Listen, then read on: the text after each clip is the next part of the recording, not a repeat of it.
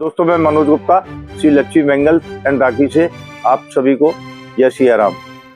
मैं आपसे जिस टॉपिक पर बात करने जा रहा हूँ वो टॉपिक को आप ध्यानपूर्वक अच्छी तरह से सुनना और देखना पूरे वीडियो को। कि पहला तो टॉपिक ये होता है कि अभी जैसे मान लो ग्राहक हमारे पास कंप्लेंट करते हैं कि भैया ये आइटम आपने मेरे को 240 रुपये की बोले या 250 की बोले हैं और ये मार्केट में सस्ती मिलती है। अब सस्ते मिलने का कारण क्या होता है, किसी के पास जैसे माल रखा हुआ है और वो धीरे धीरे उसकी डाउन होती जा रही है, क्वालिटी डाउन होती जा रही है किसी प्रकार से, तो उस स्टॉक को निकालने के कारण क्या सोचते हैं दुकानदार कि चलो भाई इसको है ना भाव के बाद निकाल दो या 10-20 रुपये कम करके निकाल दो, तो वो निकाल देते हैं कम बढ़ करके।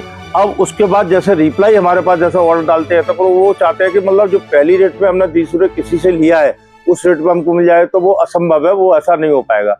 अच्छा, तीसरा टॉपिक आता है कि मतलब काफ़ी ग्राहकों की जो कंप्लेंट आती है कि भैया हम किसी से काम करते हैं और काम करते करते वो क्या होता है कि ऑनलाइन पे हमको बिल बना के डाल देते हैं कि भैया इतने का पेमेंट हुआ, आप ये पैसे डाल दीजिए और रख लीजिए। तो पहले मैं आपको इस चीज़ को बड़े ध्यान से सुनना कि पहले कोई भी पार्टी से आप किसी भी पार्टी से काम कर रहे हैं तो उससे पहले तो ये देखिए वो किस फर्म का बिल बना के आपके पास डाल रहा है। तो जो फर्म का बिल बना के डाला उसी फर्म का उससे अकाउंट नंबर मंगाइए, तो उससे क्या होगा, जेन्युइन है या नहीं है वो सारी आपको जानकारी मिलेगी। तो उससे पहले बिल मंगाइए। बिल पे जैसे मान लीजिए कोई भी कंपलसरी जो भी नाम लिखा हुआ है उसी नाम से ही अगर वो अपने को अकाउंट नंबर दे रहा है तो एक तो पहले ये पहचाने कि मतलब वो जेन्युइन पार्टी है, जेन्युइन दुकानदार है। फिर दूसरा उसके ऊपर एक SME जो रजिस्टर्ड नंबर होता है वो है कि नहीं है, तो एक उससे पहचान होती है। अभी लोग ज़्यादातर क्या करते हैं कि जैसे कोई भी आइटम है मेरे घर में ये 300 रुपये की पड़ रही है तो मामूली बात है मैं आपको 330 रुपये या 320 रुपये या 350 रुपये तक बेचने की कोशिश करूंगा। अब वो आपको क्या करेंगे 240 या 220 रुपये में बोल तो देंगे, बोल देंगे, फिर उसके बाद वो क्या करेंगे आपको कि रेट कम बोल दी, या तो माल उल्टा सीधा भेज देंगे, या काफ़ी लोग ऐसा करते हैं कि पैसे ही लेके बैठ जाते हैं, आप उनको फिर ढूंढते रहिए।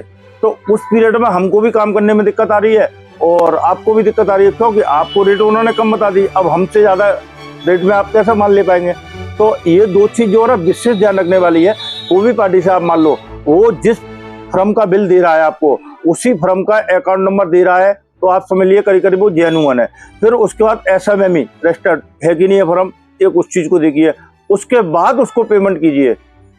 ऐसा नहीं कि आपको उसने मैनुअली हाथ से बना के बिल डाल दिया कि भैया जो 16,000 रुपये का बिल हुआ और 16,000 रुपये आप डाल दिए, आपको है ना किसी की भी QR कोड दे दिया या मान लीजिए अकाउंट नंबर दे दिया, आपने पैसे डाल दिए, अब वो जेन्युइन है कि नहीं आपको क्या मालूम। तो इसके लिए दो चीज़ में विशेष करके ध्यान दीजिए, ठीक है। और अगले वीडियो में आपसे इसी बारे में दूसरे टॉपिक में भी बात करेंगे। आज के लिए इतना ही। जय श्री राम।